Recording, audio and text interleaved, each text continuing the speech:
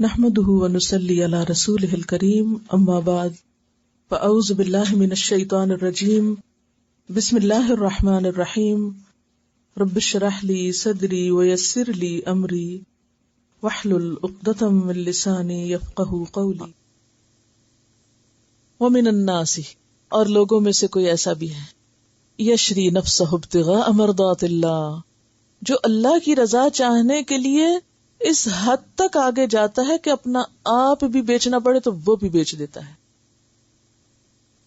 دنیا کی چیزیں بیچنا، اپنی بلانگنگز بیچنا تو دور کی بات، خود کو بھی بیچ ڈالتا ہے۔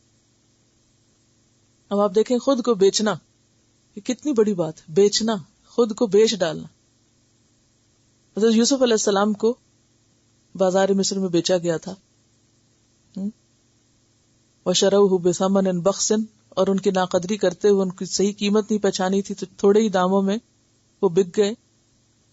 تو اس پر وہ جو پڑھتے آئے تو ایسا لگتا ہے نا کہ جیسے جو یہ نہیں جانتا کہ کسی چیز کی قیمت کیا ہے تو پھر وہ اسی طرح اونے پونے داموں بیچ دیتا ہے۔ تو بہرحال یہاں خود کو بیچنا اونے پونے داموں نہیں، اللہ کی رضا کے عوض بیچنا ہے، یعنی ٹو دیٹ ایکسٹینٹ، جسے ہم کہتے ہیں نا اس حد تک چلا گیا، اتنا فار آف کہ اس نے کچھ بھی نہیں اپنے پاس چھوڑا، سب اللہ کو دیا، حتیٰ کہ اپنا آپ بھی دے دیا، خود کو بھی بیچ دیا، اپنی مرضی اور رضا تو کچھ رکھی نہیں کہ اپنی خواہشات کو وہ یا اپنی انا کا کوئی مسئلہ بنائے۔ ایسا شخص کسی کمپلیکس کا شکار نہیں ہوتا۔ اور مراد اس سے کیا ہے کہ ایسے شخص کے اندر انتہا درجے کی خالص نیت ہوتی ہے، نیت کا خلوص ہوتا ہے، اللہ کی رضا اپنے دل کی رضا پر مقدم ہوتی۔ مقدم کا کیا معنی؟ آگے، یعنی کسی بھی معاملے میں جب اسے پتہ چلتا ہے کہ اللہ اس بات پہ راضی ہے تو وہ فوراً وہی کر لیتا ہے، اچھا اس پر اللہ راضی ہے، مجھے یہی کرنا ہے۔ وہ یہ نہیں کہتا لیکن میرا دل تو یہ چاہتا ہے، ٹھیک ہے یہ اللہ کی مرضی مگر میرے دل کی مرضی یہ نہیں، وہ یہ نہیں پھر کہتا، وہ کہتا ہے اچھا اللہ کی مرضی ہے، میری مرضی بھی یہی، جس پہ رب راضی اس پہ میں راضی، وہ اللہ کے فیصلوں پہ راضی، وہ اللہ کی تقدیر پہ راضی۔ کچھ لوگ بار بار یہی کہتے رہتے نا، اللہ تعالیٰ ہمارے ساتھ ایسا کیوں کرتا ہے، اللہ تعالیٰ ہمارے ساتھ ویسا کیوں کرتا ہے، اللہ نے ہمارے ساتھ ایسا کیوں کیا۔ انتہائی ناسمجھی کے جملے ہیں۔ یہ اللہ کے فیصلوں پہ ناراض ہونا ہے۔ اللہ کے فیصلوں پہ راضی ہونا کیا ہے کہ جیسے بھی حالات ہوں ان میں انسان مطمئن رہے کہ اچھا اللہ کا فیصلہ یہی تھا۔ آپ دیکھیے کہ اب پیچھے ایک کردار بیان ہوا، اب یہ یہاں دوسرا کردار، اس سے یہ بات بھی پتہ چلتی ہے کہ قرآن اللہ کی طرف سے ہے نا، کیونکہ نبی صلی اللہ علیہ وسلم پر جب کوئی آیت نازل ہوتی تو آپ فرماتے اس آیت کو فلاں سورہ کی فلاں آیت کے بعد لکھو، تو اسی وجہ سے اتنا ربط ہے قرآن کے اندر، یعنی کہ ایسے ہی کبھی کوئی بات کہہ دی گئی اور کبھی کوئی بات کہہ دی گئی۔ بہرحال اس آیت کے پس منظر میں بھی یہ بتایا جاتا ہے کہ یہ حضرت صہیب رومی کے بارے میں ہے، اور آپ کو معلوم ہے کہ کہاں کے تھے یہ جو کتاب ہے نا حیات صحابہ کے درخشاں پہلو، اگر آپ گھر جا کر اس کا پیج نمبر 223 نکالیں تو اس میں صہیب رومی کے حالات لکھے ہوئے ہیں۔ ان کی کنیت ابو یحییٰ تھی۔ یہ رومی تھے نہیں، اصل میں رومی نسل نہیں تھے، یہ خالص عربی نسل کے تھے، لیکن یہ رہتے تھے بصرہ سے قریب ایک علاقے میں۔ تو بہرحال ان کے بال جو تھے سنہرے تھے اور ان کی شکل رومیوں سے ملتی جلتی تھی، اس وجہ سے کہا گیا۔ یعنی ہاں ان کو ان کی والدہ سیر کے لیے لے گئیں اور ساتھ خادم وغیرہ بھی تھے، اور ہوا یہ کہ جس بستی میں یہ پہنچے وہاں روم کے لشکر نے بستی پہ حملہ کر دیا اور سب کچھ لوٹ لیا گیا اور بچوں کو قیدی بنا لیا گیا۔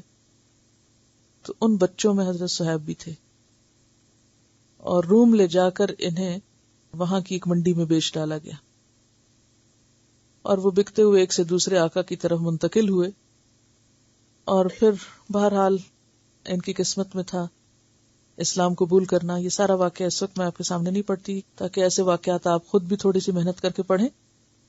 اور خاص طور پر یہ واقعہ کہ جب یہ ہجرت کرنے کے لیے جانے لگے تو اس وقت قریش نے ان کو روکنا چاہا، تو یہ اونچے ٹیلے پہ چڑھ کے کھڑے ہو گئے، کہنے لگے میں تم سے زیادہ بہتر تیر انداز ہوں، اور جب تک میرے ترکش میں تیر ہیں میں تم میں سے ایک ایک کو ختم کر دوں گا، اور اس کے بعد اپنے آپ کو تمہارے حوالے کروں گا، اور اگر تمہیں مجھ سے مال چاہیے تو جاؤ اور میرے گھر کے فلاں کونے میں مال رکھا ہوا ہے، وہ تم سارے کا سارا لے لو اور میرا راستہ مت روکو، کیونکہ ہجرت کر کے اللہ کے رسول صلی اللہ علیہ وسلم کے پاس مدینہ جا رہے تھے.